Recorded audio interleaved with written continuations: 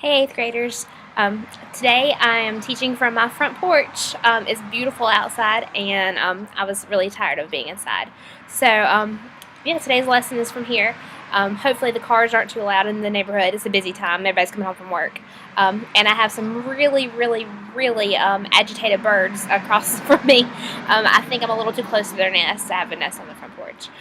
This bluebird's giving me like the death glare. But anyway, hopefully that won't interrupt us. This video should not be too terribly long because I'm not going to go line by line with the poem that we are working with today. Frankly, it's just too long to do that. Today you're going to be reading The Raven by Edgar Allan Poe, so some of you Poe fans will hopefully enjoy it. The Raven was one of my first introductions to Edgar Allan Poe. I had to read and memorize the actual poem when I was in, I think, the 11th grade. We had to stand up and recite it in front of the whole class. And in fact, to this day, I can still do the whole first stanza by memory. I won't entertain you. Okay, maybe I will, but anyway. The Raven tells a story because it is a narrative poem. So you're going to read the poem on a PDF file that's on my website, and you're also going to complete a handout afterwards that kind of helps you break down your analysis of the poem. But you definitely need to take some notes on this because it's longer and you're going to need to write as you read. So first and foremost, you need to write down what a narrative poem is. A narrative poem is a longer poem that tells a story, a narrative. So you've heard writing a narrative, writing a story, and writing a poem. So it's just a story in the form of a poem. They come from the history of telling stories orally. People would tell stories and pass it down to generation. And one of the easiest ways to remember that is if it rhymed. It's the same way we, make up stuff, make up rhymes, and make up songs now. If you remember it with music, you'll remember it to tell other people. So they would use poetry, almost like a song, to remember how to tell stories. So that's kind of the origins of narrative poetry. And this one is 18 stanzas long. And it definitely has a rhyme and a rhythm. And so we're going to talk a little bit about that first. If you notice by looking at the first couple stanzas, I'm assuming you have that file opened and you're actually looking at the poem as I talk. If not, you should probably pause me and open that. Okay.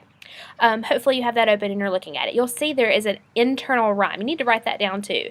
Internal rhyme is when one piece of the line rhymes with another piece. You'll notice like with weary and dreary, those are rhyming words, and it's internal, not kind of at the end the way you're used to. There's definitely a meter too. If you count the syllables, you'll notice that there's 16 syllables between the first and third lines. It's called, there's a really fancy name for it, and I'm not going to hold you accountable for that. You don't need to know that, but you should be able to know that there is a meter, and it has to do with those syllables. It's actually an octameter is what it's called, but like I said, I'm not going to hold you accountable for that, but you should know that there's a meter. Part of that has to do with it being a poetic song. It's meant to be retold. It's got to have a flow to it, and Edgar Allan Poe specifically picked this type of meter because he wanted it to kind of have a musical, almost a hypnotic type of rhythm to it, so that you would pull you in as part of the appeal of the story. Alright, so that's rhyme and rhythm. That's the first thing we're going to start look at when we think about a poem and how to analyze it. Then we're going to go line by line or stanza by stanza and break it down. Now, I'm not going to guide you through every single step, but what you need to do is to go ahead and set up your notes to have two columns. On one side for each stanza, you need to talk about, okay, this is what I see as a poem. I'm noticing this type of figurative language. I'm noticing this. I'm noticing that. Holy cow, I just about got hit by a bird. Oh, that was scary. Pretty bluebird, though. Sorry, my ADD just kicked in. Anyway. So you're going to be looking at it like a poem on one side. Then on the other side, you're going to be looking at it as a story. So what you're going to do is you're going to ask yourself, okay, in this stanza, I see blank, blank, and blank as a poem. I see this type of rhyme. I see this type of meter. I see this type of figurative language, these vocabulary words. And then on the other side of your notes, in this stanza, this is what's happening in the story. So you have to think of it as you're analyzing a poem and you're also keeping up with the story. There's a plot line to it, just like a short story would have. Okay, so another thing I want you to notice as we go through is some of the tone and the mood words. Your word choice as an author directly influences the type of mood or tone that the reader feels. So he picks words like weary and dreary and weak and bleak to paint a picture. And it is meant to be a dark, depressing December day. It's meant to be down because it reflects the speaker's feelings. The speaker is dealing with loss and with grief and with kind of almost to the verge of insanity. He's lost his love Lenore, and And this bird comes along, and he ends up, in his loneliness talking to this bird. And the bird is a reminder that she's not coming back. So that's the conflict. It's an internal conflict. So let's talk about some things you're going to encounter as you go through stanza by stanza. As the bird comes in, or first of all, he hears a noise. He's just, chilling at home, trying to read, trying to get his mind off his loss, and he's at home and hoping to deal with this. Then he hears a noise, and if you've ever been by yourself at home, especially whenever it's like dark or kind of creepy or bad weather, hopefully you guys don't have to stay home by yourself very often, but occasionally I'm sure it happens, and you hear that noise and you're like, what was that? And usually when you're home by yourself, your mind can kind of start playing tricks on you. My mother-in-law and I were just talking about this the other day. Things that she hears that she knows are just typical noises in her house, typical things she hears every evening. Occasionally she'll be by herself and think, somebody in my house, and it'll start freaking her out. So he thinks it's just his mind. And then eventually he starts kind of wigging out, and as part of it is his mental stability is not quite there. He's experienced something very traumatic in losing someone he loves, and he starts off with saying how much he loves her forevermore, and you need to notice that word forevermore shifts through the changing of the poem into nevermore when the bird comes along, and that kind of signals his decline into some losing sanity there. A couple of things that you want to note. There are lots of allusions in the story, and I want to pull some out for you. You might want to underline or highlight them as you come across them. Well, if you're not writing on the actual PDF, so maybe just make note of it in your notes as you come across each stanza. The bust of Pallas. Okay, a bust is like a statue. It's like from here up of a face or of someone noble or important. And Pallas is another name for Athena, the goddess of wisdom in Greek mythology. Another part is when it talks about Night's Plutonian shore.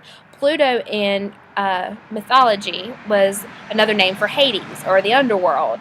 So Plutonian would be a describing word used as an adjective to represent the underworld. So again, that's going part to the tone and the mood and the setting. It's got that eerie vibe. All right, so there's two allusions there to Greek mythology. So he goes through and he asks the bird that's come in and is bothering him and keeps saying the same thing. I won't tell him his name. He just keeps saying nevermore. He goes through and he talks about his grief and trying to forget her and trying to move on from her. And he says, quaff this nepenthe. Okay, that word is really weird. Nepenthe. And that's another word for a potion, or it's a mythological drink that's supposed to help you forget sorrow. So he's trying to get through his loss of Lenore. And that's another mythological reference, an allusion. The other allusions that I want you to be able to pick up on is where it says, is there no balm in Gilead? And that's a biblical allusion. And it's going back to this idea of healing. Is there any hope that I'm ever going to heal from this, that I'm ever going to move on? And, I'm driving a moped. Sorry, that guy needed to get off the road. And he even has some little hallucinations. He imagines the air being filled with perfume that's being thrown around by seraphim. Seraphim is another biblical allusion, but it's another word for angels. So that they have more wings. And there's some connections to the word raven in mythology as well. In Norse mythology, a raven symbolizes memory and thought. So what all is driving him into his sanity? His memories and his thoughts. So it would make sense that the bird going, nevermore, would drive him to insanity, because that bird is symbolizing his thoughts and symbolizing his memories of the woman he loved and the one that he lost. And he goes through, and another allusion I want to mention to you. He asks, will I see her again in heaven? And I think the word they use there is Aden, like the name Aden, which is a play on the word Eden, which means like the perfect world, which would have been symbolizing heaven. So in other words, am I going to see her again in heaven? At least give me that to hope for, that I'm going to see her again. And what does the bird say? Nevermore. Which, if you're trying to hold on to some type of hope or some type of something to get you through grief, you would think that would be what he would hope to hear. That, oh yeah, at least I'll see her again. And the bird says, nevermore. That's right to the heart. So it really represents his descent into this kind of madness from his grief. So What I want you to do is to read the poem, make sure you take notes and make mention of the places that I've talked about in this video. Make sure that you mark any figurative language, a metaphor, a simile, a bit of imagery, those mood and tone words when you see words like bleak and dark and dreary. So make sure that by stanza you're marking notes as a poem and as a story. When you finish reading it and taking notes as you read it, there's a handout also on the website. That handout you need to complete on your own sheet of paper, and it has you define some vocabulary words in there because vocabulary is very important, and it also has you to look at it as a story. It has you identify the rising action, the falling action, the climax, all that good stuff, because it is a story as well. So you have to be able to identify the plot. And that handout's on there, so just complete it on your own sheet of paper. So read with notes, handout, and that should take most of your class time, both today and tomorrow. So this will probably be the only video I do for today and tomorrow. And I told you it's going to be short. I lied. It's not. It's 11 minutes already. So if you have any questions about what you're doing or where you are as far as our poetry unit, please just email me. As far as graded work goes, I've tried to take everything that was turned in on Monday by hand and everything that's been sent to me electronically and get it in the grade book. But it's been late work, guys, and I'm trying my best to keep up with as much stuff as you guys have handed in late, but it's late work, and just be glad you're getting any credit at all. I told you that it should have been done by Friday, and here it is Tuesday, and I'm still collecting work. I got to put my foot down somewhere, guys, so please get things into me. I'm going to hit that submit button, and I'm going to call it quits on the third 9 weeks. And if you didn't get it done, you didn't get it done. And let it be a lesson learned for the fourth 9 weeks. Thank you, those of you who have been sending me emails and encouraging notes and everything. I miss you guys. I can't wait to be back. I mean, as pretty as it is here, I'm ready to be back at work. I don't like being here. I want to be at work because I miss you guys. Behave, be sweet, work hard, plug up my computers. See you later. Bye, guys.